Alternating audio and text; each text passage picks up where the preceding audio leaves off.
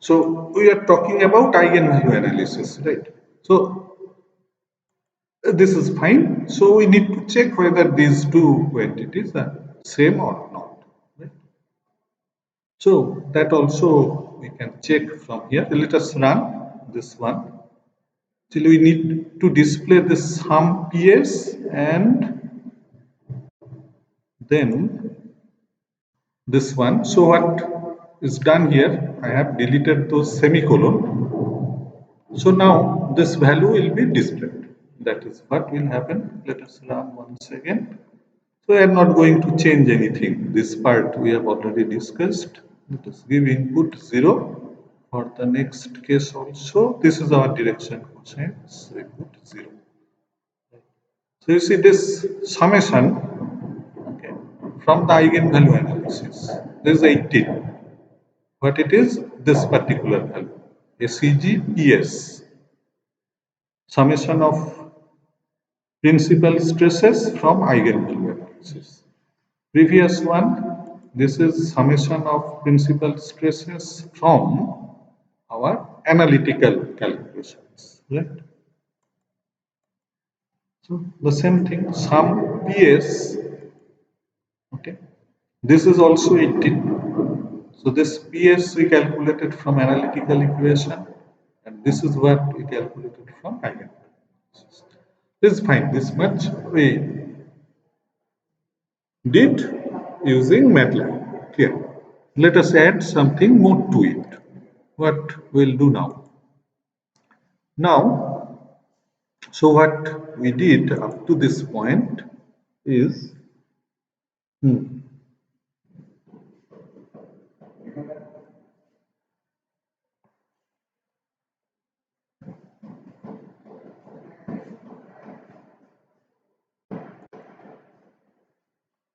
so this is what we did already. We have seen how to do this thing previously also.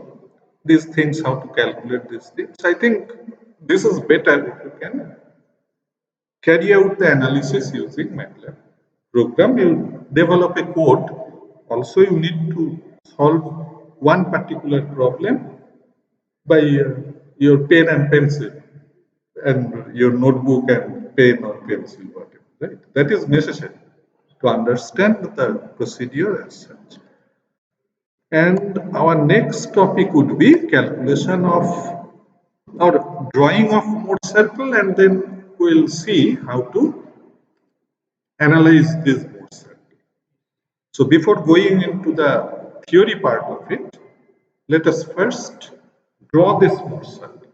Because what is the mode circle? You see, you are familiar with mode circle in 2D stresses. This is the mode circle in 2D stress where we have a sigma axis which is horizontal. We have a vertical y-axis which indicates tau, shear stress and normal stress. And in 2D we have only two principal stresses, sigma 1 and sigma 2. So we plot those 2 points along this axis, sigma axis, sigma 1 greater than sigma 2 here. And then we look at the midpoint of sigma 1 and sigma 2, we take this as center point, and then we draw the mode circle. The idea is same. In 3D, we have three principal stresses. If we arrange them in this order, whatever, usually some order is there. Say these are the lowest value, mid value, and higher value. This is not according to this notation. This is what is we follow. Sigma 1 indicates highest value of the principal stress. Then how many circles we'll get? In between these two, in between sigma 1 and sigma 2, we have one. Between sigma 1 and sigma 3, we have another one, the larger one. And with sigma 3 and sigma 2, we have a third circle. So, we will discuss about mode circle now. In our next lecture, we will go into the detailing of mode circle, the equations of these circles, this and that. Okay. So, let us come to our MATLAB program. So, this version, Okay, and contain that module. So that module is there in this particular one. Okay, I am skipping this person, right? The intermediate one, this more circle was there. Now here, this particular version, the fourth version of our MATLAB program. So now you see what happened. We started with this thing, the 0th version, and gradually we are adding some components to it. And then to solve a problem, you will see that way you have to develop your program gradually. And it is always better to divide your program in several modules, that means in several functions.